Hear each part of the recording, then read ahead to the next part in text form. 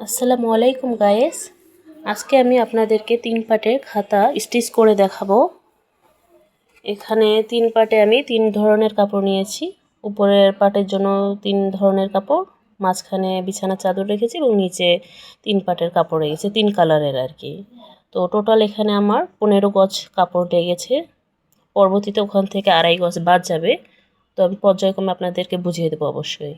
এখানে মূলত আমি 3 পার্ট কাপড় নিয়েছি, কালো, গোলাপি আর বেগুনি। প্রত্যেকটা কাপড় এখানে আমার 2.5 গজ আছে। কালো কাপড়টা আমি 2.5 গজকে মাঝখানে 2 ভাগ করে 2 পার্ট করে নিয়েছি। গোলাপিটাও একইভাবে এবং মাঝখানে বেগুনি কাপড়টাও একইভাবে নিয়েছি। বেগুনি কাপড় একটা এক্সট্রা আছে আমার, ওটা আমি পরবর্তীতে কাজে লাগাবো। আর এখানে মাঝখানের পার্টটা আমি বিছিয়ে নিয়েছি, তার উপর দিয়ে বিছানা চাদর বিছিয়েছি, আমার অব্যবহৃত বিছানা চাদর। এখন আমি বাড়তি যে কাপড়টা আছে মাপ অনুযায়ী আমি কেটে নেব। এখানে মূলত আমি 90/75 ইঞ্চি রাখবো, তার মধ্যে 2-1 ইঞ্চি কম বেশি হতে পারে পরবর্তীতে সেলাইয়ের পর। এখানে আমি কেটে নেব বাড়তি যে কাপড়টা। নিচের পার্টের কাপড়ের তুলনায় মাঝখানের কাপড়টা একটু ছোট রাখা লাগবে, কারণ নিচের পার্ট উপরের পার্ট ভাঁজ হবে আর কি। ভাঁজ হয়ে তাহলে ফিনিশিংটা সুন্দর দেখাবে, সমান হবে।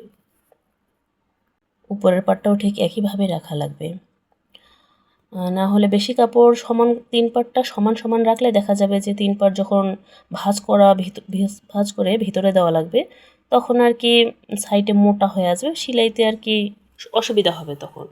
তো উপরের পার্টটা বিছানোর পর যে জড়ো হয়ে আছে কাপড়টা, এলোমেলো হয়ে আছে, হাত দিয়ে আলতোভাবে সেটা নেড়েচেড়ে সমান করে দেওয়া লাগবে, তাতে সেলাইগুলো সুন্দর আসবে, খাতাটা টান টান আর সুন্দর হবে। এই পর্যায়ে কাপড়টা জড়ো হয়ে থাকলে পরবর্তীতে দেখা যাবে সেলাইয়ের পরও কাপড়টা এরকম হয়ে যাবে।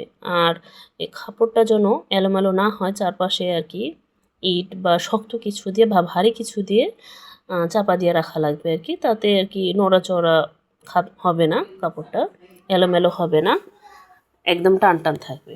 এই যে দেখাই যাচ্ছে এখানে 3 পার্ট আমি 3 রকম নিয়েছি। নিচের পার্ট বড়, মাঝখানেটা 1 ইঞ্চি বা 1.5 ইঞ্চি ছোট, উপরেরটাও নিচের পার্টের মতো বড়।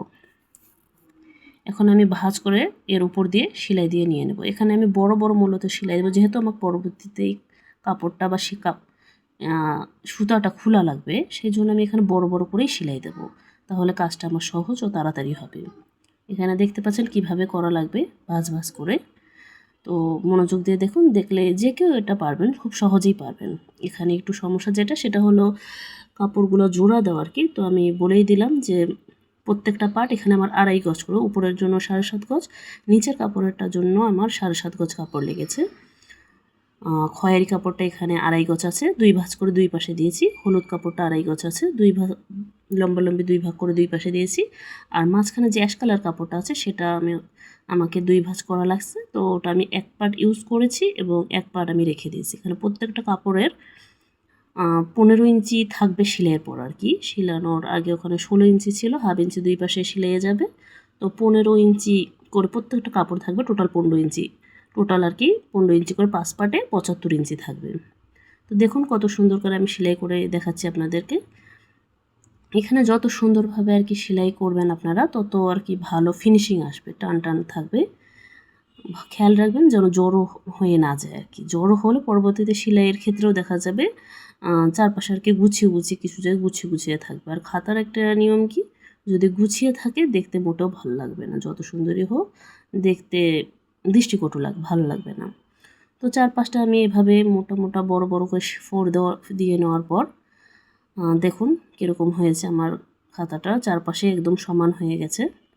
আর তার মধ্যে মাঝখানের 2-1টা সেলাইও আমি দিয়ে নিয়েছি, আপনাদের দেখানোর জন্য দেখিয়ে দিচ্ছি। 2-1টা আমি দিয়ে নিয়েছি, এখনও পুরো খাতাটাই আর কি বাকি আছে আমার স্টিচ করা।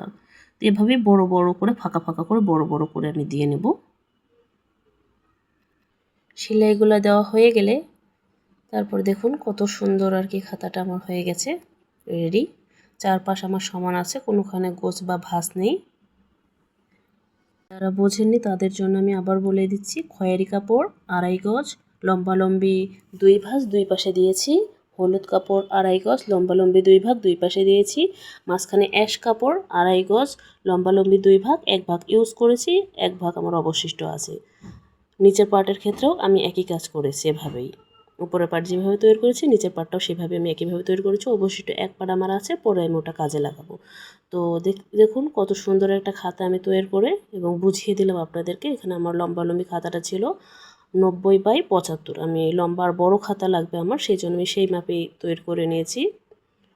আপনারা চাইলে ছোট বড় করে নিতে পারেন। Please subscribe my channel, like, comment and share.